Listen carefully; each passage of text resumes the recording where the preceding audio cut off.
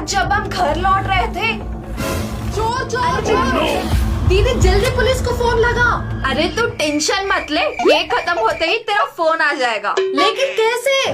क्योंकि मैं तेरे फोन पे ये 3 सेटिंग सेट कर दी। वो फोन स्विच ऑफ करने की कोशिश करेगा, लेकिन वो नहीं होगा क्योंकि वो पासवर्ड मांगेगा। इसको सेट करने के लिए आपको सेटिंग्स में जाके मोर सिक्योरिटी एंड प्राइवेसी पर क्लिक करना पड़ेगा। अब require password to power off को ऑन कीजिए और दूसरा एरोप्लेन मोड ऑन करने के लिए ट्राई करेगा, वो भी नहीं होगा क्योंकि मैंने कंट्रोल सेंटर को लॉक कर दी।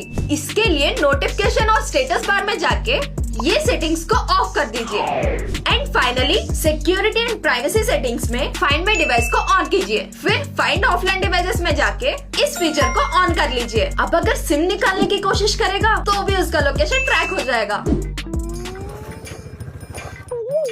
अरे माता तू ही रख ले। ऐसे टिप्स के लिए सब्सक्राइब।